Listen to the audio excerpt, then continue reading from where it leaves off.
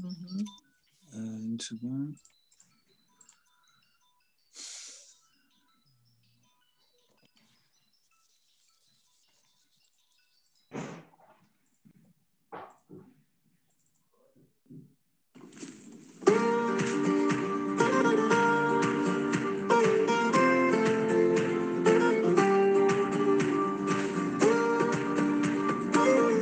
En direct sur Lilmod. Shalom à toutes, bonsoir à tous et à toutes. On est aujourd'hui le 18 janvier 2021, Vav Shvat, et comme chaque semaine, on se retrouve avec le Rav Ackerman pour le cours qui est l'Elou Nishmat de Michel Sananès. Ce soir, on va vraiment passer ce qu'on passe au cœur de la tfila. La tfila, selon les Chachamim, c'est la Hamida. On a développé et passé par les trois mondes avec le Rav Ackerman déjà. On a parlé de Asiya, Yetzira, Bria. Je pense qu'on va rentrer dans la Tzilut ce soir. En tous les cas, peut-être Rav Ackerman nous dire un mot sur comment a commencé ce cours, puisque cette semaine, c'est la Askara de Michel Sananès. Moi, je ne l'ai pas connu. Et on est aujourd'hui 70 personnes. Et je ne sais pas si tout le monde l'a connu et a su peut-être comment ce cours a commencé, où il avait lieu avant d'être en Zoom. Peut-être dire un mot en introduction. Aujourd'hui, grâce à il y a plus de 80 personnes qui étudient chaque semaine les Nunishmata. Alors, bonne étude à tous. C'est-à-dire Toda Rabba Yohan d'avoir introduit déjà de manière tout à fait importante, aussi, et le limoud qu'on a et le fait que ce soit la Leilou Nishmat de Michel. Alors, tout d'abord, je vais dire Leilou Nishmata, Shel Michel, Joar Malka, Baté Duna Sananes. Et le cours est chaque semaine, mais cette semaine, c'est un petit peu plus spécial justement. Et comme je l'ai dit, Roni, son fils Bezrat Hashem, à la fin du cours, dira quelques mots. Justement, vu que Roni dira, je vais essayer d'être bref dessus malgré tout, et uniquement de rappeler tout d'abord que Michel et Gérald, Zichronam Livracha, on a eu la chance d'être leurs amis depuis de longues années, depuis l'époque de Nice. Où ils étaient, on pourrait dire, ceux qui, grâce à qui on a pu faire notre Shlichut à Nice d'être de Rabbanout et toutes les familles qui ont pu monter à la suite en Eretz Israël, ils ont énormément de mérite dessus et ce serait trop long de raconter tout ça. Et ultérieurement, je dois dire que particulièrement pour ce cours, ce shiur, ça a commencé par le fait qu'il a commencé dans une initiative à la maison de Michel. Je vais dire d'ailleurs pour la nostalgie qu'on a commencé entre autres avec les Passantins, mais on était en général entre 5 et 6 personnes au tout début dans la maison pour étudier. Et puis ensuite, quand Michel et Niftera s'est passé, on a continué dans d'autres maisons et c'est comme ça qu'on est aujourd'hui. Déjà à ce moment-là, le cours a grandi et aujourd'hui, Baruch Hashem, B'nai Nara, Yosef Hashem, Alechem, Kachem, Elef Pe'amim. On voit que le mérite de Michel, en tout cas, fait que chaque semaine, il y a environ, en moyenne, je pourrais dire, au moins une centaine de personnes en direct qui suivent un limoud de Bisruta sur la Tfila. Et Bémet, chez Akolié, l'Isruta, Veleilu Nishmata, elle, bien entendu aussi de Gérald, son mari, mon ami aussi, Abraham. Et je dois dire, pour terminer cela, que s'il y a une chose que Michel aimait, c'était la Tfila. Elle se plaignait toujours d'ailleurs, même que les gens priaient trop vite parce qu'elle n'avait pas le temps de lire et de comprendre chaque mot de la Tfila. En tout cas, elle était un exemple pour moi personnellement et maintenant aussi pour vous d'une dvekout batfila. C'est-à-dire pas seulement le fait de prier, mais aussi le fait de prier mamash bekavana gdola avec une grande ferveur. Et d'ailleurs, même jusqu'à ces derniers jours, je l'avais mentionné à l'époque quand on faisait le shiur, etc. Une des demandes qu'elle m'avait demandé, c'est de lui donner un oussar de tfila pour qu'elle puisse prier même. On sait qu'il y a ce qui s'appelle tfilat avinenu, c'est-à-dire pour qu'elle puisse prier même dans ces dernières semaines, les derniers moments où c'était tellement difficile pour elle, mais elle n'a jamais renoncé au fait d'être en dibour avec Akadosh Baruch Hu à la parole. Donc, je pense que de ce point de vue-là, il n'y a rien de mieux si déjà faire un shiur de Torah, que ce soit un shiur sur la tfila. Voilà, ça suffit. D'ailleurs, je suis assez ému comme ça. Donc, on va rentrer directement dans le vif du sujet, dans le cours sur la tfila. Alors, comme Yohan a dit, on est passé par les différents niveaux de la tfila pour Shabbat. Bien entendu, ça fait référence à des notions qui sont générales sur la tfila, la notion des 4 mondes qui est reliée avec la manière dont les Mekoubalim nous décrivent la tfila, mais en fait, qui sont au niveau des korbanot, ce qu'on appelle le Olam HaAsiya, au niveau des Psuké des Imra, le Olam HaYetzira, au niveau du Shema avec les bénédictions, le Olam HaBriya, et maintenant on rentre dans le Olam HaAtzilut. La vérité, c'est que je n'ai pas spécialement prévu de rentrer dans l'explication de cela, tout simplement parce que ça fait partie d'un cours sur la tfila en général et que j'avais déjà fait, et je pense peut-être aussi le reprendre justement puisqu'il y a beaucoup de participants ici, de reprendre le thème de la tfila quand on aura fini sur le Shabbat. Mais en tout cas, on va parler directement du texte spécifique, en tout cas c'est ce que j'ai prévu aujourd'hui, du texte spécifique du Nusach, ça s'appelle donc le rite de la prière de Shabbat. Comme vous vous souvenez, la prière en général, on appelle ça la Shmona Esrei. J'oublie aussi de dire chez Elilu Nishmat Rav Levi Saadia ben Rinav Yaakov Nachmanik, chez Hashabwa Yom Pkidat Shnato, et l'Irfouat Keren Miriam Bat Yoela, chez Mishlach la Refoua Shlema. Donc, et Kol Acholim Bamagefa Azot, Kamouvan. Maintenant, je vais revenir à ce que je disais, c'est-à-dire, comme vous savez, normalement, on prie 18 bénédictions dans la tfila de toute la semaine, ce qu'on appelle la Shmona Esrei, et le Shabbat, on appelle ça la Tefila Sheva. C'est la prière des 7 bénédictions et non pas des 18 bénédictions, parce que le point commun à la Hamida, ce qu'on appelle l'Hamida, donc la prière dans laquelle on se tient debout, c'est pour ça que ça s'appelle l'Hamida, du Shabbat et des Chagim, sauf celle de Moussaf de Rosh Hashanah, toutes les autres filotes, elles n'ont que 7 bénédictions. Théoriquement, la tefila, la prière de semaine a aussi cette bénédiction. Pourquoi? Parce que, en fait, c'est pas 18 bénédictions, c'est 3 au début et 3 à la fin, et 12 qui font 13 au milieu. Parce que, comme vous savez, il y a la prière de Vela Malchinim qui a été rajoutée, et vous comprenez très bien que 12 qui font 13, on avait déjà étudié, c'est comme les 12 mois qui font 13, et comme les 12 tribus d'Israël qui font 13, et 13, c'est l'unité. Donc, en fait, dans le fait qu'il y a 13 bénédictions au milieu, en fait, on a une bracha au milieu. On a un ensemble au milieu avec un sandwich, avec 3 avant et 3 après.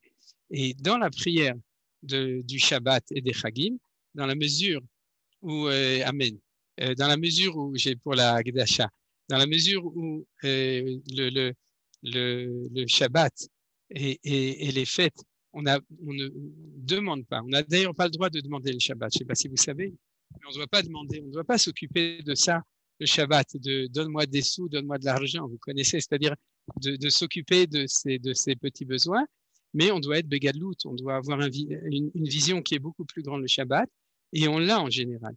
On a une vision qui est beaucoup plus grande, et donc automatiquement ça fait qu'à la place des 18 bénédictions, des 13, pardon, qui sont au milieu, on a dans l'unité, on a une bracha, et cette bracha, c'est la bracha donc, qui est liée au Shabbat. Alors, ce qu'il y a de très beau dans le Shabbat, qui n'apparaît d'ailleurs pas dans les fêtes, parce que dans les fêtes, à part à Moussaf, on répète Shaharit, Mincha Arvit, dans toutes les 3 prières, on répète exactement le même texte. Par contre, le Shabbat, on a une bénédiction spéciale au milieu de la tfila pour le vendredi soir, pour le Shabbat matin, pour Moussaf bien entendu, et ensuite pour Mincha. Ata Echad, Yismach Moshe, etc. Et dans chacune des 4 filotes, on va voir un Nusach, un texte qui est différent. Et c'est essentiellement ce qu'on va donc étudier maintenant, le Nusach spécifique de la tfila du Shabbat matin. Alors, je vais tout de suite ouvrir le texte, donc, au début. Si vous me permettez, en général, quand j'ouvre, il faut encore 1 seconde pour arranger la pagination des choses. Voilà. C'est marqué le Nishmat. Et on commence directement avec le texte de la tfila, le texte de notre tfila du Shabbat. Alors, ce qu'on va faire, en principe, Bezrat Hashem, je pense qu'on en aura au moins pour 2 shiurim, peut-être 3, mais en tout cas 2 sûrement pour étudier tout le texte. Mais pour ça, on a besoin d'une introduction. Et cette introduction, je vais vous la donner aujourd'hui sur la différence entre le Shabbat du soir et le Shabbat du matin. Quand on avait étudié Kabbalat Shabbat et la prière du soir, on en avait un petit peu parlé. mais ça fait longtemps d'abord, il y a sûrement beaucoup de gens qui s'en souviennent plus. Et puis de toute façon, c'est toujours bien de reprendre les choses. Il faut comprendre la différence entre le thème du soir et le thème du matin. Et je vais vous donner un élément, et c'est sur cet élément qu'on va suivre toute notre étude. C'est-à-dire, il y a sûrement d'autres manières de lire les choses, à la mesure où d'ailleurs c'est l'enseignement de Manitou et c'est l'enseignement d'une certaine manière des Mekoubelim, des kabbalistes. Donc, si vous voulez, aujourd'hui, maintenant, je vais tout d'abord vous transmettre le thème de base de cette différence entre le soir et le matin, entre la journée et la nuit.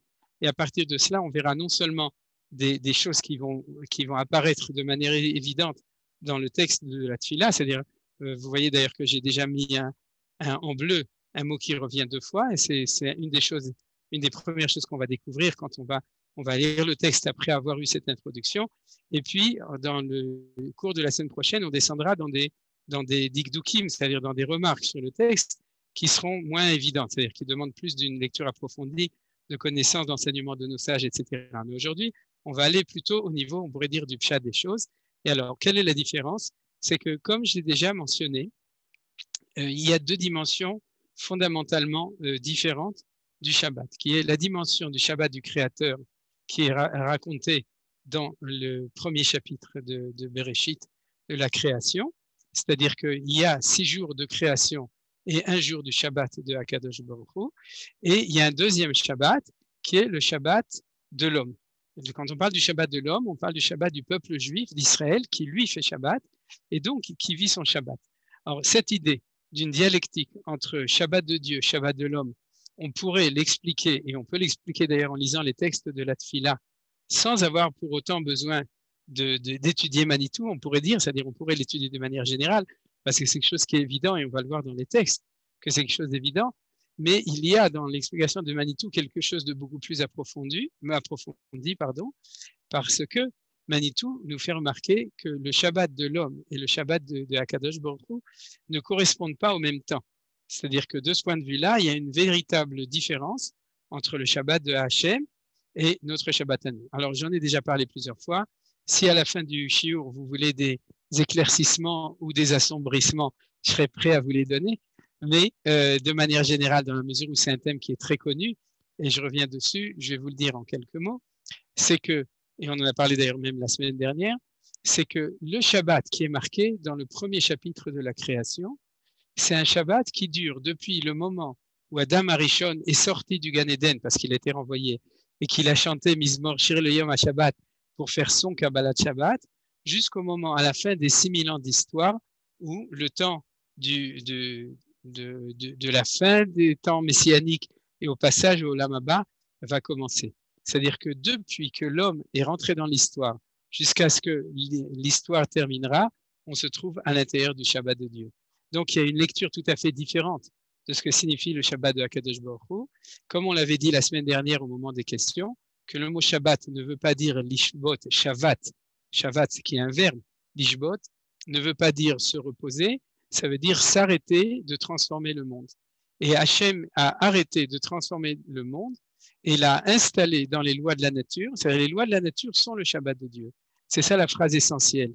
Le Teva, la nature, et le Sheva, Tet Shin, c'est-à-dire le Sheva du 7e jour de la création, sont identiques. Et Akadosh Baruch Hu a mis s'est retiré de cette manière, non pas parce qu'il est intéressé à faire marcher le Shabbat automatiquement, l'horloge, le grand horloger, vous vous souvenez, pour pouvoir se reposer, mais parce qu'il est intéressé à se retirer dans le sens de Shvita, c'est-à-dire de grève, c'est-à-dire d'avoir un recul pour donner la place à l'homme dans le monde du 7e jour. C'est-à-dire que le monde des 6 jours de la création sont le monde de Dieu, dans lequel il construit le monde, et le monde du 7e jour, c'est le monde dans lequel il a donné la place à l'homme. Et notre Shabbat à nous, le Shabbat correspond au Shabbat qui a apparu au moment de la sortie d'Égypte. Et c'est ce qu'on va voir aujourd'hui. C'est-à-dire qu'en fin de compte, jusqu'à la sortie d'Égypte, l'idée du Shabbat n'est pas révélée dans le monde. Est-ce que les Havot faisaient Shabbat? Bien entendu, parce que les Havot, les patriarches, faisaient toute la Torah. Ça, vous le savez, c'est marqué que Havot, Shamru et Kol Torah Kula, et même Eruvé Chatzerot, c'est-à-dire même les mitzvot midirabanan, les patriarches respectés. Mais comme expliquent les commentateurs, il est respecté en tant que Ben Noach, c'est-à-dire en tant que universel, on pourrait dire, en tant qu'homme universel, qui est arrivé à la connaissance de Hachem et de sa Torah, et qui le fait parce qu'il est en fin de compte, il a envie, il est motivé pour le faire, ce qu'on appelle Eno Metsuve Veose. Par contre, salut Gad, par contre, le moment de la sortie d'Égypte est le moment où le peuple juif en tant que nation vit l'événement qui va l'amener à être ordonné, c'est-à-dire à avoir la mitzvah, le commandement de faire le Shabbat, et notre Shabbat à nous, donc, correspond au Shabbat du peuple juif en sortant d'Égypte. Bien entendu, aucune correspondance, comme je l'ai dit selon Manitou, entre notre temps de Shabbat et son temps de Shabbat, puisque nous, notre temps de Shabbat, c'est 24 heures tous les 7 jours de notre vie à nous, ou bien tous les 7 ans de notre vie à nous quand on parle du Shabbat à Haaretz, la Shemitah qui sera l'année prochaine, et ça n'a aucun rapport avec ce cycle énorme de Akadosh Baruch Hu, qui est un cycle de 6 jours divins qui correspondent à des centaines ou des milliers ou des millions d'années de l'existence de l'univers, et de son Shabbat à lui qui correspond à un temps d'histoire de 6000 ans. Donc, il n'y a aucun rapport. Pourquoi est-ce que, de même, par contre, quel est le rapport? C'est que la finalité de notre Shabbat, c'est que de même que lui se retire ou chauvette pour nous donner une place dans le monde, pour nous permettre d'être ici et de pouvoir agir dans le monde, de même, nous retirons le Shabbat de le fait que nous remplissons l'univers de notre action, de notre construction, de notre installation dans le monde, etc. Tout ce qu'on doit faire dans le monde, autant au niveau matériel qu'au niveau spirituel, de mitzvot, etc., comme par exemple les tefilines qu'on ne met pas le Shabbat, et plein d'autres choses, on se retire le Shabbat pour donner la place à Kadosh Baruch Hu. Et Bezrat Hashem, on verra à quoi correspond le Shabbat de Mincha, quand on dit Ata Echad, qui est aussi un 3e temps de Shabbat, mais on n'y est pas encore arrivé.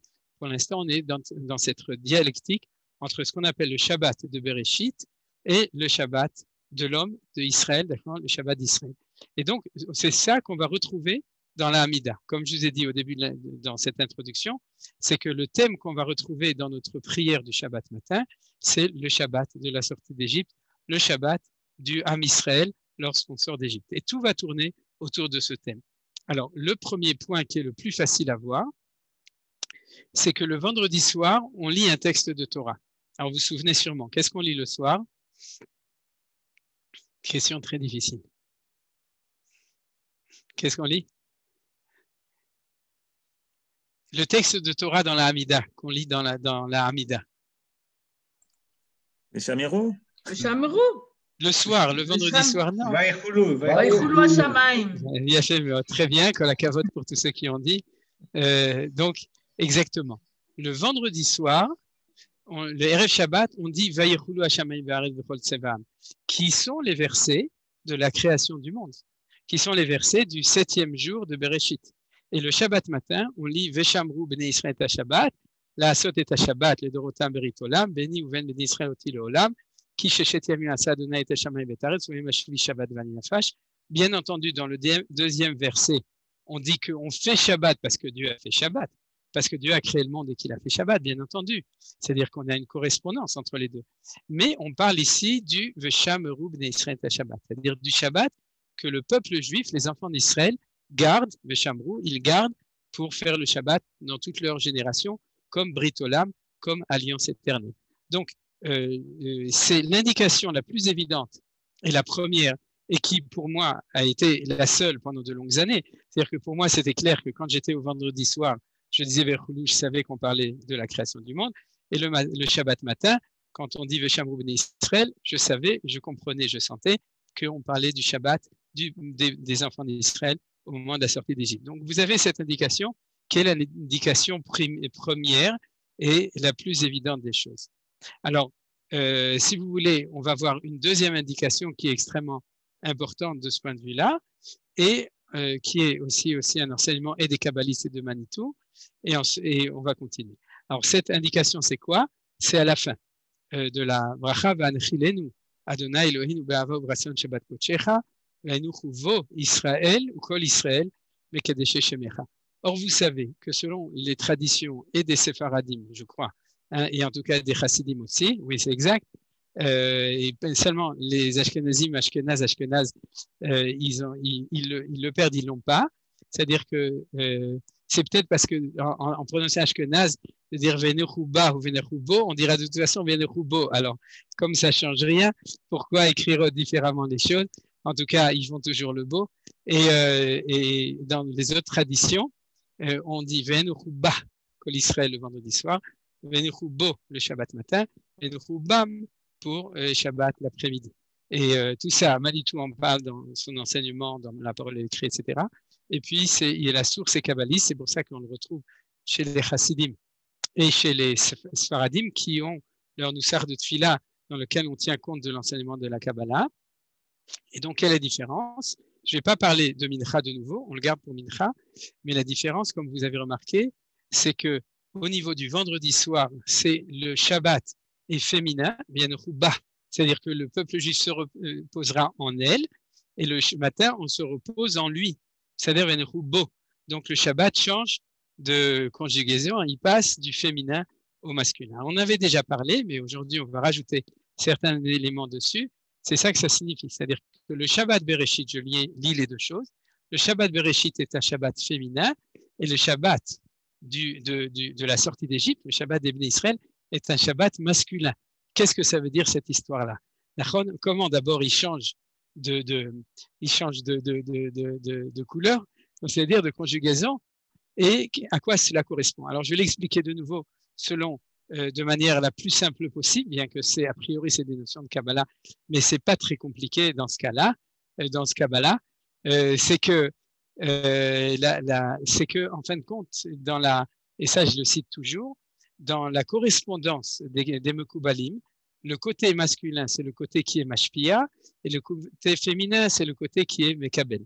Traduction en bon français, celui qui donne l'influx et s'appelle le côté masculin, celui qui est le réceptacle s'appelle le côté féminin. Par exemple, quand on parle dans Kabbalah de lumière et de réceptacle, Oroth Vekelim, vous savez, alors la lumière en relatif, tout est toujours relatif, c'est comme chez Einstein, tout est relatif.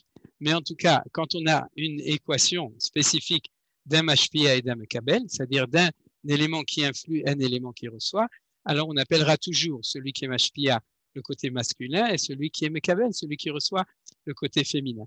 Et c'est là-dessus. Alors comment ça se passe? C'est que au niveau du Shabbat de Akadosh Baruch Hu, c'est Dieu qui est Mashpia et le Shabbat qui reçoit la bracha de Akadosh Baruch Hu. Vous comprenez? C'est-à-dire que les deux acteurs, c'est Akadosh Baruch Hu par rapport au Shabbat. Donc Dieu, Akadosh Baruch Hu, je fais attention, Akadosh Baruch Hu est considéré comme le côté masculin à ce moment-là, et le Shabbat est le côté féminin, et c'est pour ça qu'on appelle cela Veyanuchuba Kol Israël Mekadesh Shem Echad. C'est-à-dire que le Shabbat sera le côté. D'ailleurs, un des éléments les plus importants, c'est ce qu'on avait déjà étudié à cette époque, c'est que le Shabbat, quand on prie les Chadodi, on l'appelle comment? Shabbat Malketa. Shabbat Akala. Boi Kala, Shabbat Malketa. Elle s'appelle en même temps la Kala, la fiancée, et c'est d'ailleurs, vous savez, ça dure pendant 6000 ans. Donc on appelle ça la Kala de 6000 ans. C'est pour ça qu'on chante tellement à ce moment-là. Et aussi la Malka. Vous savez, c'est-à-dire que toujours Malka, c'est aussi c'est la Malchut. La Malchut qui est la sphira, qui est féminine, qui est la 7e sphira des 7 sphirotes d'en bas, qui s'appelle donc Malketa, Boikala Shabbat Malketa. C'est-à-dire que quand on dit ou Shabbat à Malka, quand on dit ça, on affirme clairement que le Shabbat, le vendredi soir, dans les prières, c'est le côté féminin. Alors par contre, tout ça c'est ce qu'on avait étudié. Par contre, le Shabbat matin, qui va être le côté féminin? L'homme. Les Bnei Israël sont eux qui reçoivent la bracha du Shabbat. C'est-à-dire c'est le Shabbat qui va être le côté masculin, qui va être le mashpia, qui va influencer, qui va être l'influx qui va être donné pour le peuple juif en tant que celui qui va recevoir le Shabbat. C'est-à-dire, vous avez compris. On ne me dites pas que le vendredi soir aussi on reçoit le Shabbat. C'est évident, mais on avait déjà appris ces notions-là. Je ne vais pas rentrer dedans. C'est-à-dire qu'il y a quand même toujours il y a fondamentalement une différence. Le Shabbat matin, le Shabbat est lui qui influence sur nous en tant que peuple juif, qui sommes le kli, c'est le réceptacle Kabbalah. Donc, c'est pour ça qu'il y a marqué ici Veyanu Chubo. C'est-à-dire, c'est pour ça. C'est-à-dire que, comme il y a marqué, ça nous permet de comprendre qu'il y a une dimension dans cette relation Shabbat, le peuple juif, qui a une dimension de Mashpia Mekabel, influence, réception, et donc masculin et féminin au niveau, on pourrait dire, de la symbolique hébraïque selon le langage des kabbalistes. Alors ça, c'était le deuxième point qui en fait rejoint le premier point qui nous montre cette différence d'essence entre le Shabbat Bereshit dont on parle le vendredi soir et le Shabbat Yetziat Mitzrayim, sortie d'Égypte, dont on parle le matin. Alors, si vous voulez, on va passer directement à un autre texte que vous connaissez très bien, qui est le texte des 10 commandements, pour remarquer un autre chidouche là-dessus. C'est que vous savez que Aseret Adibrot, les 10 paroles, en fin de compte, elles ont été données 2 fois. On a dit Naase Venishma, et donc Akadosh Baruch Hu, il a dit, vous avez dit Naase Venishma, vous voulez et les faire et les comprendre, et bien je vous donnerai 2 fois les 10 paroles. Et la première fois, c'est dans Parashat Yitro, et puis alors à ce moment-là, les Juifs, quand ils ont vu tout ce qu'il leur dit, ils ont dit j'ai trop, mais ça a servi à rien. Akadosh Baruch Hu, il leur a dit, vous avez demandé, vous le recevrez, et je vous donnerai une deuxième fois dans Parashat Vayetchanan. Alors, on va prendre les psukim du Shabbat dans les 2, et on va voir qu'il y a des différences notables. Alors, la première différence, c'est celle qui est la plus célèbre, c'est que dans Parashat Yitro, il y a marqué Zachor et Yom HaShabbat Lekadsho, vous vous souvenez, et que j'ai pas réussi techniquement à mettre l'un à côté de l'autre, plus la traduction, c'est trop compliqué pour moi, mais alors ça m'oblige à remonter et de faire Yaralev Yavo, remonter et redescendre. Donc ici, vous voyez que dans les 10 paroles, Aseret Adibrot de Parashat Vayetchanan, donc dans le Deutéronome Dvarim, 5e chapitre, il y a marqué Shamor et Yom HaShabbat Lekadsho, Kasher Tzivecha Adonai Elohecha. Donc les mots Kasher Tzivecha, bien entendu, sont aussi différents, mais le mot que les Chachamim ont remarqué, et on en parle très souvent, c'est le doublé, c'est-à-dire le doublé de Zachor Veshamor. Vous vous souvenez, comme on dit dans le Chadodi, Zachor Veshamor Bedibur Echad, c'est-à-dire que ces 2 textes ont été dits en même temps, parce que chacun correspond à une dimension. On l'a étudié de différentes manières, et aujourd'hui, on va l'étudier encore avec une nouvelle dimension de cette idée de la différence entre le Zachor et le Shamor. Alors, comme vous voyez, c'est la différence notable. Alors, qu'est-ce qui est intéressant? C'est que ce thème du Shamor, c'est-à-dire qui est donc... attendez, on va d'abord voir l'autre différence, et après, on va revenir à la Tfila. Donc, c'est le premier élément, il est clair.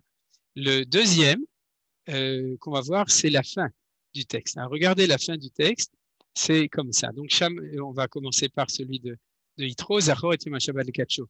Je lis en vitesse pour tout le monde et vous lisez pour ceux qui ont besoin du français à côté. Sheshet Yamim Taravot V'Asita Kol Melartecha. On le dit d'ailleurs dans le Kiddush du matin, donc tout le monde le connaît. V'yom HaShevi'i Shabbat l'Adonai Elohecha lo ta'aseh kol melacha ata uvincha uvitecha avdecha v'ametra v'emtecha v'gercha asher bisharecha. Ki Sheshet Yamim asa Adonai et Hashamayim et haaretz et hayam et kol asher bam. Vayanoch b'yom HaShevi'i al ken berach Adonai et Yom HaShabbat lekadshu. Question. À quel événement fait référence les 10 paroles de Yitro? Shabbat Bereshit ou Shabbat d'Israël? Nadine, tu l'as dit. Bereshit, Yafé Meod, Kol HaKavod, c'est-à-dire que vous voyez qu'il y a une référence claire au fait que c'est Akadosh Baruch Hu qui a créé le monde, qu'il s'est reposé Yom HaShvi, et Alken Berach Hashem et Yom HaShvi Vayikadsheu. Vous remarquez que le mot Berach Vayikadsheu font aussi référence au texte de Vayichulu. Vayivarech Elohim et Yom HaShvi'i Vayikadesh Oto. C'est-à-dire l'idée de Bracha et de Kedusha correspondent au thème du Shabbat de la création du monde. Et c'est donc pour ça qu'on peut dire que les 10 paroles de Yitro correspondent eux-mêmes, on pourrait dire, au Shabbat de la prière du vendredi soir. Vous comprenez? C'est-à-dire qu'elles correspondent au thème des 10 commandements, au thème du Shabbat, qui est celui du Shabbat de Bereshit. Alors, surprise bien entendu, on va prendre maintenant le texte des 10 paroles de Parashat Vayetchanan, donc la deuxième dimension. Et là, il y a marqué donc tout d'abord Shamor et Yom HaShabbat Lekadsho Kasher Tzivcha Adonai Elohecha.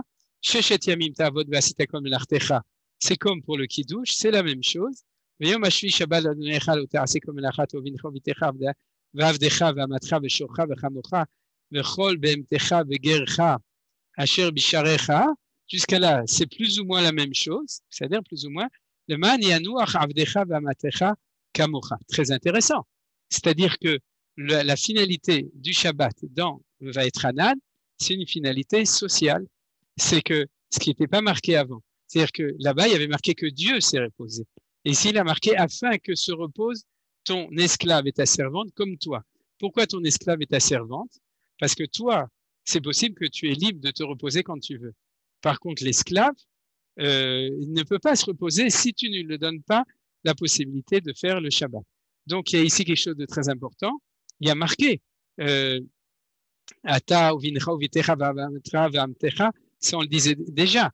Mais là, il y a une insistance tout à fait spéciale sur le côté liberté, le côté social, sur le côté par rapport à l'esclave et à la servante qui, eux, ne sont pas libres de pouvoir se reposer. Ce thème-là, spécifiquement, on en parlera Bezrat Hashem la semaine prochaine, mais on va passer directement au pasuk suivant. Vezacharta ki eved haïta beretz Mitzrayim vayotziacha Adonai Elohecha misham biyad chazaka uvizroa netuya alken sifra Adonai Elohecha lasot et Yom HaShabbat. Vous voyez que ça n'a aucun rapport avec le thème des 10 commandements, des 10 paroles de Parashat Yitro. Il n'y a plus rien après. Hein. Ne pensez pas qu'il y a aussi Kisheshet Yamim Asa Hashem et Hashem et Betares n'apparaît pas dans les 10 paroles de Vaetranan. Et à la place, on a cela. C'est-à-dire que c'est évident que le Shamor et Yom HaShabbat parle du Shabbat d'Israël et que le Zachor et Yom HaShabbat parle du Shabbat de Bereshit, de la création du monde. Vous avez compris? C'est-à-dire que de même qu'on a le thème de Maaseh Bereshit et le thème de Yetziat Mitzrayim, de sortie d'Égypte, au niveau du Shabbat, il se retrouvera dans les textes différents, dans le Nusach, le rite différent des 10 commandements, que ce soit ici et ici. Une remarque intéressante dessus, tout d'abord, que quand on parle, et c'est ça aussi le thème de la sortie du Shabbat en tant que sortie d'Égypte, c'est-à-dire, c'est le fait de sortir d'esclavage. Alors, comme je vous ai dit, c'est le thème dont on parlera la semaine prochaine. C'est toujours sur la prière, sur cette prière, c'est la relation entre la liberté et le Shabbat. C'est un thème lui-même qui est important et qui apparaît directement dans les 10 commandements parce que on te dit pas, tu te souviendras que Dieu t'a donné le Shabbat au moment de la sortie d'Égypte, mais tu te souviendras que tu étais évé, tu étais esclave et que Hachem t'a sorti. Donc, il y a un lien fondamental entre le Shabbat du peuple juif et la notion de libération, de libé. Alken, c'est pourquoi. Alors maintenant, on va faire juste une toute petite remarque sur la fin du pasuk. Alken, c'est pourquoi. Remarquez la différence avec. Je vais remonter le texte ici. Pardon, je vais descendre le texte d'ici. Alken, vous voyez qu'il y a à nouveau le mot Alken, mais il y a un autre Alken. Berach Hashem et Yom HaShabbat vekatsheu. Ici, Hashem Elokecha n'apparaît pas. Parce que dans la création, Dieu n'était pas encore ton Dieu à toi. Il était le Dieu de la création du monde. C'est-à-dire, et au moment de la création, il ne t'a rien ordonné. Il a béni et il a sanctifié le Shabbat. Par contre, ici, Alken, c'est pourquoi Tzivecha, c'est Akadosh Baruch Hu qui t'a ordonné. Donc, on est dans un Shabbat qui a été donné à l'homme. Et à ce moment-là, Baruch Hashem, Hashem devient ton Dieu, c'est-à-dire le Dieu personnel du peuple juif.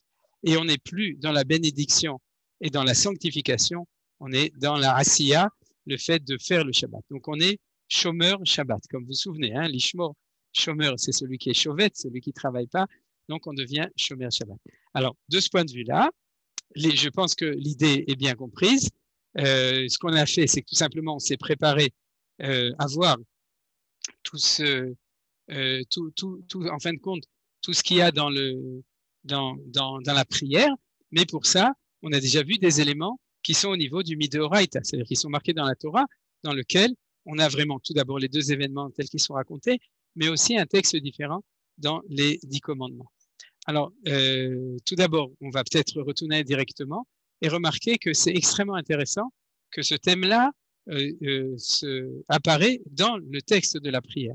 Parce que si vous vérifiez dans le texte du vendredi soir, si mes souvenirs sont bons, le mot Shmira n'apparaît pas. C'est-à-dire qu'il apparaît, oui, dans ce qui est commun au texte de toutes les prières du Shabbat, Ismechu bemalchutra, Shomrei Shabbat, ve koreoni. Dans cette phrase-là, on l'a dit le vendredi soir, le Shabbat matin, à Moussaf et à Mincha. C'est-à-dire que ça fait partie, on pourrait dire, du texte de conclusion, comme vous le savez, c'est-à-dire qu'il y a ça, et ensuite la bracha de conclusion Elohim, jusqu'à la bracha de Mekadesh Shabbat, où on voit le mot Shomrei apparaître. On voit aussi le mot Oneg, et on expliquera qu'en fin de compte, ça correspond à Shamor Vezachor d'une certaine manière.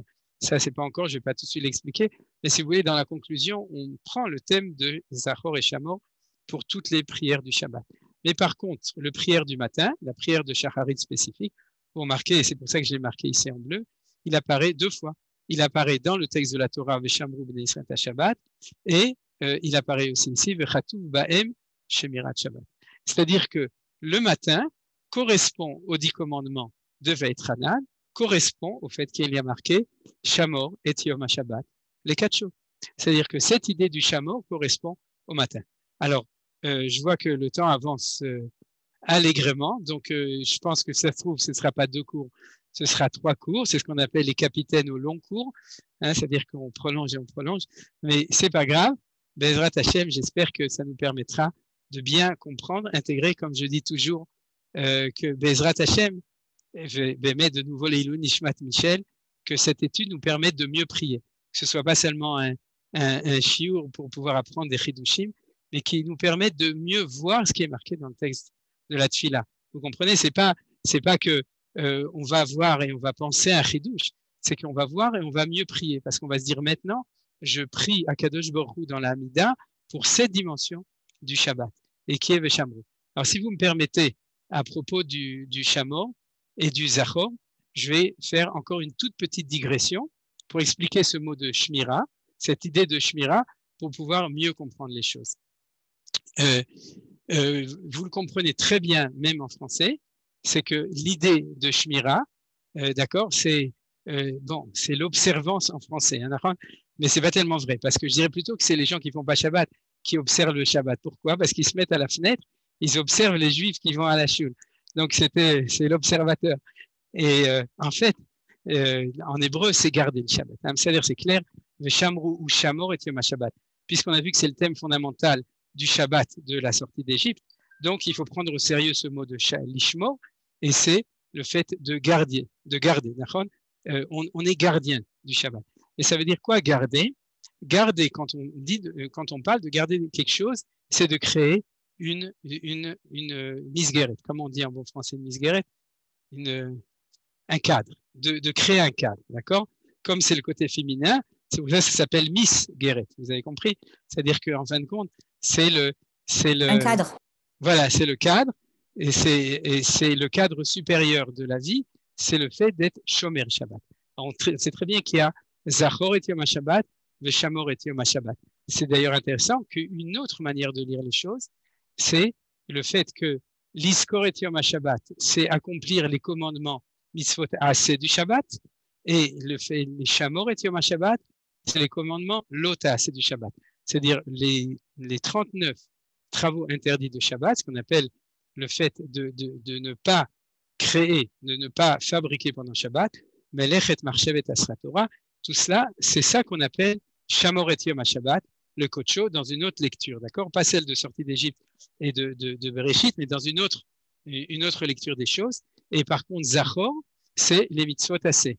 Le fait de faire le kiddush, le fait de se reposer, de bien manger, de faire le livret Torah, de prier, etc. Tout ça, ça fait partie du Zachor et Yom HaShabbat. Le mitzvot assez, bien entendu, la seule qui est Minatora, c'est le kiddush du vendredi soir. Le kiddush du vendredi soir, c'est l'accomplissement du Zachor et Yom HaShabbat. D'ailleurs, c'est intéressant que d'après ce que je dis, ça correspond au soir qui est plus par rapport à Zachor. Et à ce moment-là, on fait le kiddush. Le Shabbat matin, je vais tout de suite parler, ou la prochaine fois, on va parler aussi du kiddush. Je pense qu'on aura le temps aujourd'hui d'en parler. Et c'est comme ça qu'on terminera l'étude d'aujourd'hui. Donc ce principe-là, vous comprenez que c'est lié. Parce que le fait de garder quelque chose, le garder, le protéger, c'est l'empêcher de déborder, c'est le principe d'un lotaracé. Ça correspond au fait de préserver. C'est pour ça que la Gemara dit Bekol makom shekatuv shamor az belotaracé. Chaque fois qu'il y a marqué le mot shamor dans la Torah, quel que soit le sujet, c'est toujours, quand c'est une mitzvah, une injonction de ne pas faire. c'est-à-dire de créer une barrière pour ne pas passer la barrière, et c'est ça un lot assez. Lot assez quelque chose, c'est faire une barrière à ne pas dépasser, et donc un lot assez, c'est toujours un chameau. C'est-à-dire, par contre, la notion du zachor, on verra, d'ailleurs ça se comprend, l'idée du souvenir, l'idée de la pensée, l'iskor, l'idée de la conscience, c'est quelque chose qui est quelque chose de positif. C'est-à-dire, tu amènes à la prise de conscience des choses, Zachor et Yom HaShabbat, c'est tu fais quelque chose de positif. Et Baruch Hashem, Zachor v'Shamor b'dibur echad nemru, c'est-à-dire que le Shabbat, c'est pas seulement les interdictions, tu ne dois pas faire ça, tu ne dois pas faire ça, comme le comprennent malheureusement ceux qui préfèrent justement l'observer de loin, c'est-à-dire parce qu'ils voient que l'interdiction, alors que par contre, le Shabbat, c'est essentiellement le chiyuvi, le positif, le assez, c'est ce qui nous éclaire notre semaine, c'est notre Shabbat, c'est la lumière de toute notre vie souvent, c'est notre Shabbat, parce que le Shabbat, c'est le Zachor, c'est le côté de l'influx, le côté masculin, entre guillemets, Remez, Zachor, Zachar. Vous voyez? C'est-à-dire qu'il y a un côté, Zachar, ça veut dire masculin, et Shamor, Misgeret, donc celui qui contient, c'est le côté, justement, qui peut être plus féminin. Donc, je ne vais pas tellement rentrer dans cette chose-là directement, mais en tout cas, pour le point essentiel de tout cela, c'est-à-dire que ça nous donne cet élément. Pourquoi? Maintenant, je vais revenir. C'est que le peuple juif, s'il y a marqué ici, Veshamru bnei Israël et Shabbat, ou Shamor et Yom HaShabbat lekatcho, il y a marqué Vechen katuv baem shemirat Shabbat, parce que comme vous avez vu dans le dernier commande, la dernière phrase des 10 paroles du Shabbat de Veit Hanan, qui parle de nous, le peuple juif, nous devons garder le Shabbat. Nous devons garder le Shabbat, et c'est pour ça qu'il y a marqué Alken Sifra Adonai Elohecha La Asot et Yom HaShabbat, c'est-à-dire qu'il t'a donné une mitzvah, et si tu as donné une mitzvah, c'est-à-dire que c'est toi qui fais le Shabbat. Mais comment tu fais le Shabbat? C'est pas toi qui le fais. Toi, tu es Shomer Shabbat. Ça veut dire que tu crées un cadre dans lequel la bracha du Shabbat peut intervenir. Donc, vous vous souvenez ce qu'on a dit, Venechubo. Le Shabbat féminin va être la lumière qui va éclairer notre vie. Et pour que cette lumière puisse s'établir, le rôle du peuple juif, donc d'être Shomer Shabbat, c'est de créer cette misgeret, de créer ce cadre dans lequel la lumière du Shabbat divine va pouvoir s'installer. Alors j'espère que j'ai bien expliqué tout ça, vous comprenez. C'est-à-dire que ce que j'ai fait maintenant, c'est vous expliquer pourquoi, quand on passe du Shabbat Bereshit au Shabbat de l'homme, on arrive dans le Shamor et Shabbat. Parce que le rôle d'Israël, c'est d'être Shomer Shabbat. C'est-à-dire que le Shabbat est là en tant que Kedusha, en tant que Bracha, que Akadosh Baruch Hu nous donne. Mais nous, notre rôle, c'est d'être Shomer dans le sens de créer un cadre dans lequel il peut résider. Et c'est ça qu'on fait quand on ne travaille pas le Shabbat. Quand on arrête de faire les 39 melachot de Shabbat, on ne fait rien. On dégage et on fait une barrière comme ça. D'ailleurs, vous savez qu'on fait des barrières dans le temps avec le Kiddush L'Havdalah. On fait des barrières dans l'espace avec le fait, ce qui a marqué Eletzeish Mimkomo B'Yom HaShabbat, c'est-à-dire que toutes les lois qui sont liées avec les Mechitzot, c'est-à-dire les Rouvines, tout ce qui fait qu'il y a un cadre géographique du Shabbat et un cadre temporel du Shabbat, ce qu'on appelle Reshut HaYachid au niveau de l'espace, et ce qu'on appelle le Reshut HaYachid de Yechido Shel Olam, le fait de le fermer à l'entrée et à la sortie. On en parlera Bezrat Hashem quand on arrivera à la Havdalah aussi. Mais en tout cas, tout ça, c'est ce qu'on appelle la Shmira, non pas dans le sens de le garder, de le préserver, mais dans le sens de le cadrer, c'est-à-dire de créer un cli. Je reviens au mot. Le nom de Shamor, c'est toujours cli, alors que Zachor, c'est Shefa, c'est or, c'est lumière. Et donc, on fait cela, grâce à ça, la lumière, elle peut rentrer. Alors, pour terminer pour le shiur d'aujourd'hui, je vais parler du Kiddush. Comme vous savez, on fait le Kiddush le soir et on fait le Kiddush le matin, selon le célèbre proverbe français Kiddush din. Vous savez. Donc, à propos de ça, c'est pour ça qu'on n'a pas le droit de dîner, de manger, tant qu'on n'a pas fait le Kiddush. C'est marqué dans la halakha de ce proverbe. Et on fait le Kiddush le vendredi soir et on fait le Kiddush le Shabbat matin. Il y a une grande différence entre les deux. C'est que le Kiddush du soir, c'est un vrai Kiddush. Pourquoi c'est un vrai Kiddush? Parce que on dit Baruch Ata Hashem Mekadesh HaShabbat. À ce moment-là, vous vous souvenez? On dit Vayichulu, c'est-à-dire qu'on reprend le thème du vendredi soir lorsqu'on fait le Kiddush, c'est-à-dire ce qu'on a dit dans la Hamida, on le répète au moment du Kiddush. Derech Agav, ça fait partie des takanot des Chachamim, des institutions des sages, telles que la Gemara l'explique dans Masechet Shabbat, si mes souvenirs sont bons, Masechet Brachot, qu'ils ont institué le fait qu'il y a deux options a priori de sanctifier le Shabbat à son entrée, que ce soit autour de la table à la maison ou au Bet HaKnesset dans la communauté. En fin de compte, ça s'est institué comme deux options doubles pour ceux qui prient le vendredi soir, mais souvent comme option simple pour ceux qui ne vont pas à la synagogue et qui ne prient pas le vendredi soir, pour toutes sortes de raisons diverses et avariées. Il y a souvent autour de notre table de Shabbat beaucoup de gens qui n'étaient pas à la choule et on se demande pourquoi, mais c'est comme ça. Et donc, je ne parle pas des femmes qui sont restées à la maison parce qu'elles préparent la table, mais il y en a souvent d'autres et on est heureux souvent qu'il y ait d'autres gens qui sont à notre table. Dans le fond, c'est quelque chose qui est essentiel. Vous savez, il y a deux dimensions dans le Beth Amikdash, celui du Korban qui correspond au Shulchan, à la table, puisque quand on amène des sacrifices, des korbanot, des offrandes, on appelle ça l'offrir sur Shulchan Gavoa, sur la table de Akadosh Baruch Hu. Et la Gemara dit, depuis que le temple est détruit, c'est notre table qui transforme. Et puis d'un autre côté, le Beth Amikdash, c'est un endroit de prière, Beth Tefila Ikarei L'Chol Hamim. Ça veut dire quoi? C'est-à-dire que le Misbeach, c'est notre salle à manger, et la prière au temple, c'est notre synagogue. Vous avez compris? C'est-à-dire que ces deux dimensions sont aussi importantes. Les Chassidim l'ont très bien compris, parce que ils ont transformé la table en un endroit de Avodat Hashem de manière absolument extraordinaire. C'est ce qu'on appelle le tish. Le tish, c'est faire Avodat Hashem non pas dans la synagogue, mais le faire à table, autour de la table. Mais ceci dit, c'est une tradition de chez tout le monde, et c'est ça qu'il faut comprendre. Quand je dis matfila, vous connaissez le tish, hein? Il y a une phrase en français, tish pas, mon pote, mais c'est le rêve. Mais en tout cas, c'est quelque chose qui est extraordinaire et qui existe chez partout. Il y a beaucoup de juifs qui ne sont pas des juifs de synagogue, mais sont des juifs de tish, de table. C'est-à-dire que leur Shabbat, c'est le Shabbat de la table du Shabbat. C'est pas le Shabbat du Bet HaKnesset. Et c'est très bien. C'est aussi bien. Parce que, en fin de compte, c'est la volonté des Chachamim qui est ces deux dimensions. Et c'est pour ça qu'on reprend les mêmes thèmes au moment du Kiddush qu'au moment de la Tfila. Alors, dans le Kiddush du vendredi soir, c'est comme j'ai dit, je reprends, c'est un vrai Kiddush, c'est un Kiddush Minatora, et on fait Zachor et Yom HaShabbat comme l'Artecha. Non, on dit pas Zachor, on dit Meshameru, et ensuite on dit une bracha qui se finit par Baruch Atah Hashem Mekadesh HaShabbat.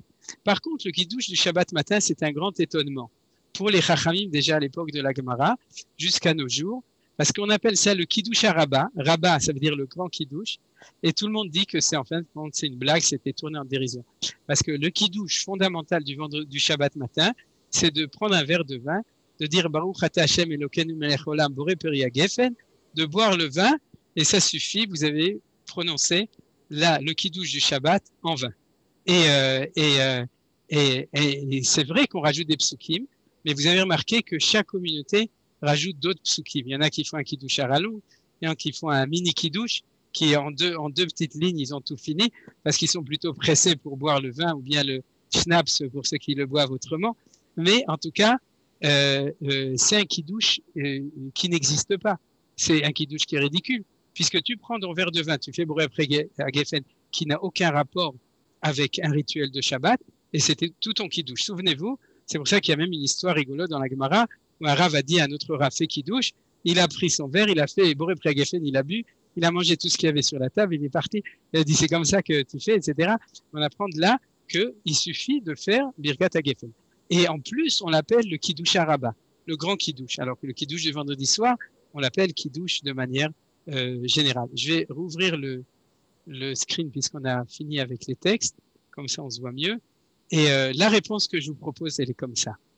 C'est que dans le kiddush du vendredi soir, c'est en fin de compte, et là c'est un point qu'on avait appris au moment de Kabbalat Shabbat, c'est que si Dieu est l'influx sur le Shabbat, au moment du vendredi soir, on est du côté de Akadosh Baruch Hu.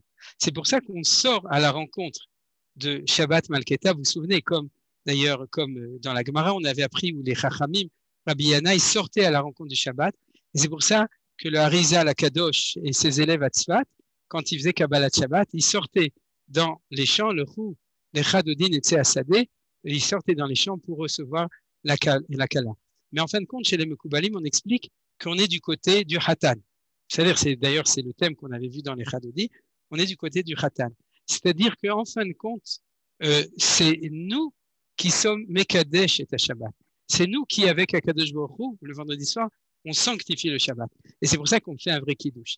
Par contre, le Shabbat matin, en tant que Shomer Shabbat, c'est-à-dire celui qui crée, on a uniquement besoin de créer un réceptacle pour recevoir le Shabbat. Et le Shabbat, il descend de lui-même, puisque nous, c'est pas nous qui faisons le Shabbat, c'est nous qui recevons le Shabbat dans le sens de Veshamru Bnei Israël, c'est dans ce sens de créer un cadre pour que le Shabbat puisse descendre dedans. Alors, c'est quoi ce cadre? C'est le verre de vin dans lequel on a Kosiel Bracha, on reçoit la Bracha. Donc, c'est pour ça qu'il s'appelle Kiddush Araba. C'est un Kiddush extraordinaire. C'est un très grand Kiddush parce qu'on fait rien et pourtant on reçoit le Shabbat. Il suffit que tu crées ton cadre, que tu sois, donc, comme je vous ai dit, un cadre supérieur du Shabbat, et à ce moment-là, le Shabbat, il vient, et c'est ça ce qu'on fait quand on fait Veshamru Bnei Israël. Donc, j'espère que vous avez compris cette idée de la correspondance entre le thème des 10 commandements, du Shabbat de Bereshit et le Shabbat de la sortie d'Égypte, la prière du Shabbat matin, comme on l'a vu, et en fin de compte aussi, le thème extrêmement intéressant du thème du Kiddush du Shabbat matin, qu'on appelle Kiddush Araba, qui est en fin de compte un tout petit Kiddush au niveau de nous, mais c'est un énorme Kiddush parce que nous faisons le Kli, mais c'est Shabbat, c'est Akadosh Baruch Hu qui nous descend, Ve'anuchu Kol Israël, d'accord, le Shabbat masculin, qui lui-même descend comme une lumière extraordinaire de bracha qui descend sur nous et sur toute notre famille et sur tout l'Am Israël. Donc, j'ai terminé quelques minutes avant la fin pour permettre à Roni, le fils de Michel, j'imagine au nom de tous les frères et sœurs, à moins qu'il y ait quelqu'un d'autre parmi les enfants qui veuille parler aussi, mais en tout cas, de dire quelques mots. Et comme vous savez, après les mots de Roni, il y aura aussi la place pour les questions et les réponses, pour ceux qui veulent rester. Et ensuite, comme d'habitude, Johan nous prépare une surprise, une chanson qui est liée avec la Tfila pour nous permettre de terminer le cours, non pas seulement avec le Sechel, mais surtout avec le cœur, avec le sentiment de s'élever au niveau Rouhani. Bevakasha Roni. Bonsoir. D'abord, je voulais remercier Rav Menachem et Manou pour l'initiative d'avoir lié le cours hebdomadaire à la Haskara. La Haskara, c'était en fait hier. Et vraiment, dans cette période-là de Corona où tout le monde est un peu plus ou moins confiné, c'est pas très évident. Et je pense que c'était une très bonne idée de pouvoir faire ça, Berov Am, la Haskara, ce qu'on n'a pas pu faire cette année. Je vais être juste court pour dire aussi un petit mot, les Zecher, notre mère, Zichronah Livracha. Et comme on dit toujours, ce qu'on lit dans les jours, ça influence, c'est jamais au hasard. Alors, je voulais partager avec vous une petite lecture que j'ai eue ces derniers jours. André Neher a écrit un livre qui s'appelle « Ils ont refait leurs âmes ». C'est un livre qui part de la tchouva, et dans ce livre, il met en valeur, il analyse en fait la tchouva de plusieurs personnes, certains connus, certains moins connus. Et je voulais juste prendre une certaine personne pour en fait aussi apporter comme ça une vue sur la tfila. Alors cette personne s'appelle Arnold Schoenberg. C'est un musicien, moi je ne le connaissais pas, qui a vécu en fait à la fin qui est né vers la fin du 19e siècle, et en fait qui appartenait à ce mouvement de juifs qui se sont émancipés. Lui, il était en Autriche, si je me souviens bien, et qui pour, comme on dit, avoir leur ticket d'entrée dans la société, dans la culture européenne de l'époque, s'est converti. Donc, il s'est converti au protestantisme au début du siècle. Et en fait, toutes ces années de début du siècle lui ont fait faire un chemin qui aboutit en 1933 à sa rentrée de nouveau dans le judaïsme, et qui fait d'une façon, disons, officielle. Il va voir un rave à Copernic avec 2 témoins pour dire, voilà, je reviens au judaïsme, bien qu'on sait que quelqu'un qui est juif, qui renie son judaïsme, n'a pas besoin de faire rien du tout, mais il a voulu faire un acte spécial. Bon, je passe toute l'analyse d'André Neher sur son cheminement, et sur, en fait, il analyse dans ce livre qu'est-ce qui a poussé en fait de nombreuses personnes juives à abandonner le judaïsme, et beaucoup d'entre elles, on peut prendre comme exemple Franz Rosenzweig, mais il y a plein d'autres qui ont fait un retour spectaculaire au judaïsme et qui sont devenus des figures importantes. Et donc Arnold Schoenberg, qui est un écrivain, un musicien et aussi un peintre très, très connu et très dans le monde de la musique, c'est quelqu'un qui a fait de grandes nouveautés. Et au niveau de la tchouva et au niveau de la prière, et il a beaucoup, à la fin de sa vie, c'est quelque chose qui l'a beaucoup intéressé, au point où il a réécrit, si on veut, quelques psaumes qu'il a un peu actualisés. Et donc, comme on sait que bon, les Tehillim, c'est quelque chose d'universel, et on sait que chacun qui lit les Tehillim retrouve, c'est comme si David Amelech avait écrit pour lui la phrase au moment où il se trouve dans le besoin ou dans le besoin de faire une fila. Mais donc lui-même, Arnold Schoenberg, a écrit des Tehillim et aussi a voulu les mettre en musique. Et alors, je voulais juste tout ça pour venir à un texte qui est un texte des psaumes modernes qu'il a écrit et qui part de la tfila. Voilà, donc je pense que de lire le texte, il n'y a pas besoin de rajouter de commentaires. Je ne suis pas très organisé, donc je n'ai pas amené un chitouf massar pour vous faire le texte, mais bon, peut-être que on pourra le voir une autre fois. Alors, je vais lire le texte qu'il a écrit, donc le psaume, je crois qu'il a appelé le psaume numéro 151, parce que 150 psaumes, donc c'est un en plus. Alors, donc je le lis. Ô toi, mon Dieu, tous les peuples te louent et t'assurent de leur vénération. Mais que peut signifier pour toi le fait que je le fasse également ou non? Qui suis-je pour croire que ma prière soit une nécessité? Lorsque j'ai dit Dieu, je sais que je parle. Je parle de l'unique, de l'éternel, du tout-puissant, de l'omniscient et de l'inconcevable, dont je ne peux ni ne dois me faire une image, auquel je n'ai ni le droit ni la possibilité de poser aucune exigence, qui peut exaucer ma prière la plus fervente ou l'ignorer. Et pourtant, je prie. Là-bas, je t'ai envoyé le lien. Comme tout ce qui prie, et pourtant je prie. Comme tout ce qui vit prie, et pourtant je supplie que me soit donné le pardon, les merveilles et la plénitude. Et pourtant je prie, car je ne veux pas être privé du bonheur que donne le sentiment de l'unité, de l'union avec toi. Ô toi, mon Dieu, ta grâce nous a laissé la prière comme un lien vers toi, un lien qui rend bien heureux, comme un bonheur qui nous donne davantage qu'aucune plénitude. Voilà, donc quand j'ai lu ce texte, j'ai pensé au sujet de la tfila et au fait que la tfila était quelque chose qui tenait beaucoup au cœur à Maman Zechona Livracha. Je pense que ces quelques lignes, ce serait une bonne idée de peut-être les analyser. Ils sont riches et ramènent beaucoup de sujets qui sont attraits à la tfila. Et voilà, donc c'est ce que je voulais faire partager avec vous, parce que ça m'a bien mis en mémoire des true notes et des midot de notre mère Zichron Livracha. Et voilà. Amen. Amen. Tov. Amen. Yuda, tu voulais dire quelque chose? Non, j'ai dit Amen. Toda Rabba pour le suivant. Tov. Alors, si on continue selon le seder du shiur, donc si vous avez des questions à poser sur le shiur, ce sera très bien. Et sinon, on passera à la musique. Est-ce que quelqu'un veut poser une question? Je peux poser une question? Oui, bien sûr. Bessimcha.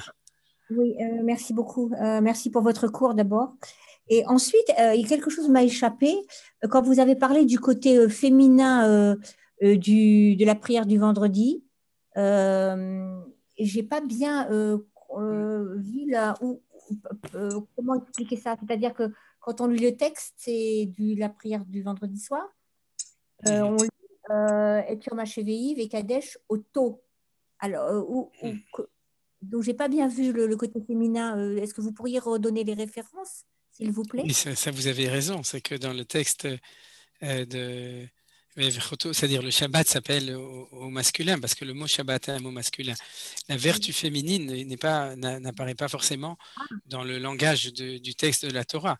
C'est d'ailleurs, en général, c'est des enseignements qui sont plutôt au niveau de la pnimiout, c'est-à-dire de l'enseignement pnimi intérieur, et au niveau du pshat, il n'apparaîtra pas forcément dans un langage spécifique, mais il apparaît totalement, comme je l'ai dit, dans la prière de Kabbalat Shabbat, puisque dans la prière de l'Echadodi qui a été écrite par Rabbi Shlomo Elkabetz sur le Shabbat, avec comme référence les textes d'abord de la Gemara que j'ai cité en vitesse maintenant, que Rabbi Yannai sortait l'Ikrat Shabbat Malketa, il disait Boï Kala Shabbat Malketa, et beaucoup plus dans l'enseignement des kabbalistes où on donne cet enseignement que le Shabbat du vendredi soir est à ce côté-là, et c'est pour ça aussi que j'ai appelé féminin, et que dans la Tfila on devient Rouba. C'est pour ça que essentiellement on va le retrouver dans le Lechadodi de Rab Shlomo Elkabetz. D'accord, merci beaucoup, merci. Bessimcha, quelqu'un d'autre veut demander quelque chose? Dans la même idée masculin-féminin, tu as dit que le Shabbat du soir c'est le Shabbat Bereshit. Oui. Et qu'on dit Zachor. Oui. Donc, oui, je savais que quelqu'un allait demander. Et d'un autre côté, tu dis Veyanu Rouba. Nachon. C'est bien que tu l'as demandé parce que j'ai essayé d'éviter et je me suis dit oi va il y a quelqu'un qui va le demander, et la vérité c'est que ça m'a posé un grave problème pendant longtemps parce que si tu veux, c'est pour ça que j'ai dit que c'était plutôt l'enseignement de Manitou et que dans l'enseignement du Rabbi Chaim Vital, alors c'est pas exactement comme ce que j'ai dit moi parce que il dit comme ça, mais je vais le répondre de manière très simple, c'est-à-dire que le Shabbat c'est une chose et nous c'est autre chose, c'est-à-dire que quand on te dit Zachor et Yom HaShabbat ou Shamor et Yom HaShabbat, c'est-à-dire qu'on te dit à toi d'être comme ça ou d'être de ce côté ou d'être de ce côté. Tu comprends? On ne parle pas du Shabbat, on ne parle de toi. C'est-à-dire, et c'est comme ça que ça résout le problème. C'est-à-dire que paradoxalement, le Shabbat lui-même est le contraire de ce qui a marqué au niveau du Zachor Shamor à ce niveau-là, de nouveau. C'est-à-dire à un autre niveau, c'est ce qu'on a dit, c'est que le Zachor, c'est ce qu'on verra un petit peu la semaine prochaine, c'est que d'un côté, ça veut dire que tu es de ce côté, le Shabbat de l'autre côté. D'un autre côté, en tant que celui qui fait Shabbat, alors on a le côté Zachor, le côté Shamor, c'est-à-dire qui est hors Vekelim. C'est-à-dire, donc, c'est toujours quand on étudie ces choses-là, comme on dit, c'est à manier avec précaution et en tout cas, et à comprendre que d'un côté, ça peut sembler paradoxal, mais en général, les choses y sont précises, c'est-à-dire il faut juste pouvoir l'expliquer, quoi. C'est-à-dire, Tov. Encore une question. Oui, Nelly Bechavon. Le Shabbat de Dieu, c'est le moment où Dieu a arrêté de changer les lois de la nature. Donc, c'était quand l'homme a été créé, si j'ai bien compris. Oui, d'accord.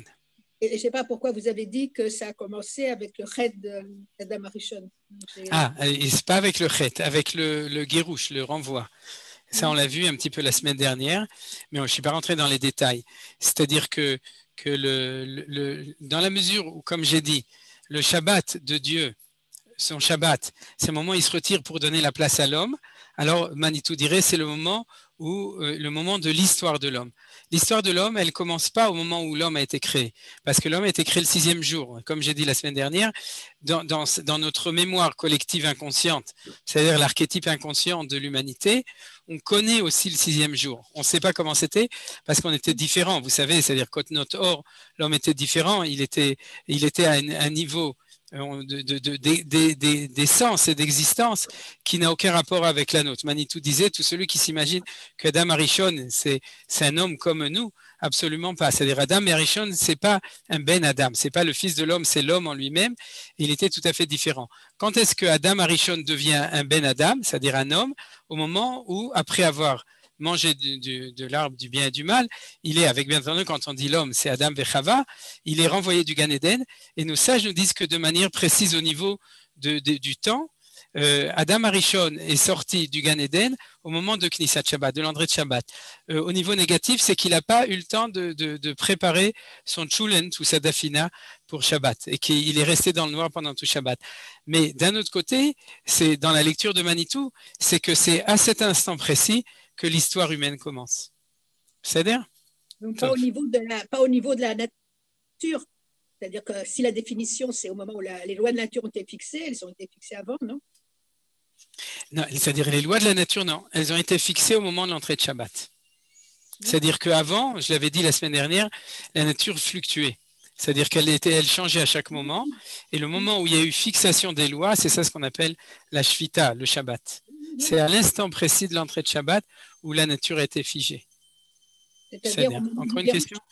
Oui, je veux bien poser au moment du Guérouche, c'est-à-dire que, oui, Claude, une seconde. C'est-à-dire, au niveau de la nature, c'est la loi de la nature, les lois de la nature. Au niveau de l'homme, c'est le moment où il est déchu de sa condition d'homme du 6e jour, celui d'avant la faute, et il rentre dans la condition humaine qu'on connaît aujourd'hui, dans le monde qu'on connaît aujourd'hui. Bechavot, qu'est-ce qu'il voulait? C'était Claude qui voulait parler? Ouais, il y a quelque chose qui me trouble là, comme tu l'as justement dit dans le Nusach Ashkenaz de Choul, ouais. On disait 3 fois Yanuchu Ba, aussi bien à Shacharit que le soir et que l'après-midi. Et dans le Nusach Ashkenaz Baaretz, on dit Ba, Bo, et Bam. Ah, et ça te trouble? Non, ce qui me trouble, je voudrais savoir si dans les sages ashkénazes qu'il y avait à l'époque, il y avait une autre explication sur les Shabbats qui en fait voudrait dire qu'on avait un Shabbat 3 fois féminin. Je comprends que ça te trouble. Claude, tu as tout à fait raison, je comprends. Il faut savoir que le Nusach Ashkenaz, il y a beaucoup de gens ici dans l'Assemblée qui sont des vrais Ashkenaz. Ouais, c'est-à-dire, le Nusach Ashkenaz a un fondement au niveau de la tradition extrêmement fort. C'est-à-dire qu'il y a Rav Shabtai, je me souviens plus de son nom de famille, qui a un commentaire d'il y a quelques centaines d'années, qui a montré les fondements du Nusach Ashkenaz, et tous les Rishonim, le Tour en parle, etc. Et il faut savoir qu'il y avait aussi une Kabbalah Ashkenaz, c'est-à-dire ce qu'on appelait les Mekoubalim, les Mekoubalim de l'époque médiévale, donc de l'époque des Baalei Tosfot. Je ne vais pas citer de nom, mais ils sont connus pour ceux qui s'occupent de cette Sugiya, et il y a une tradition différente. C'est-à-dire que cette tradition ashkenaz, elle a fait que sans doute le Nusach, le rite ashkenaz, est un rite qui est basé sur d'autres connaissances. Maintenant, comme je ne suis pas ashkenaz, donc je n'ai pas encore consacré assez de temps pour connaître et comprendre ces fondements, mais je sais qu'en Eretz Israël, tu les trouveras. Maintenant, la raison pour laquelle en Eretz Israël, et je ne savais pas, je te remercie Claude, que les Ashkenazim d'Eretz Israël, c'est l'influence du Gaon de Vilna. Parce que le Nusach Ashkenaz d'Eretz Israël, c'est le Nusach qui a été un petit peu changé, qui a été influencé par l'influence du Gaon de Vilna, sans doute dû au fait que les premiers Ashkenaz qui sont venus en Israël, c'était les élèves du Gaon de Vilna, comme vous avez entendu peut-être dans la conférence de Manu Chibert. Et à ce moment-là, le Gaon de Vilna, comme vous savez, est un des plus grands kabbalistes, c'est-à-dire que pratiquement 80% de ce qu'il a écrit, c'est des enseignements de Kabbalah, pas de Pshat, et qu'il a sans doute influencé en faisant entrer des thèmes de Kabbalah dans le Nusach Ashkenaz Eretz Israéli. Voilà, c'est ce que je peux te dire. Vakasha. Zéou, il n'y a plus de questions, je vois, vous êtes épuisés. Ou les questions sont épuisées. Top. Alors, si c'est comme ça, non, vous n'êtes pas épuisés, moi non plus. Mais on va s'arrêter là.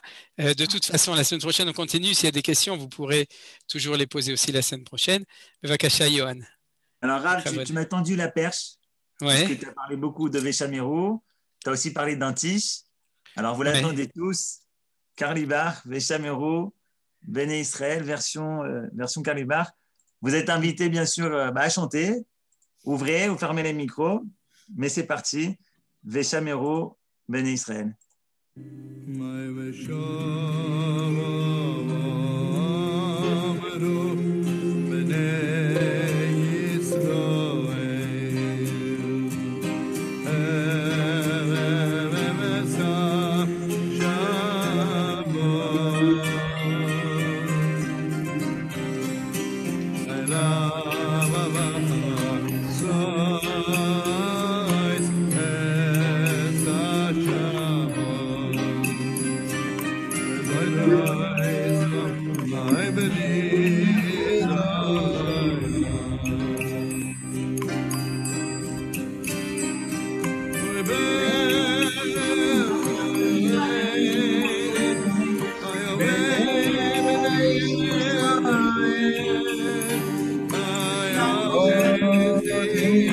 Yeah.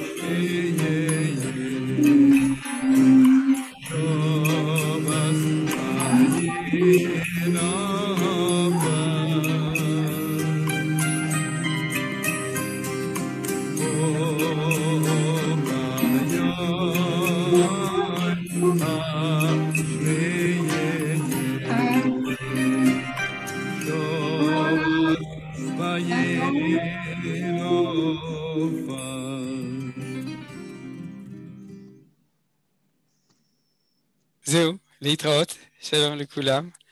משפחת סננה, c'est tous les משתתפים dans le שיעור, בעזרת השם que des ברכות. שלום, שלום, תודה רבה. et qu'on se retrouve בשמחות תמיד ובבריאות. תודה רבה, תודה, ימוד שלום. putain, il fait chier ton téléphone. הזמן מעניין, תודה. שלום. שלום. שלום. נכון.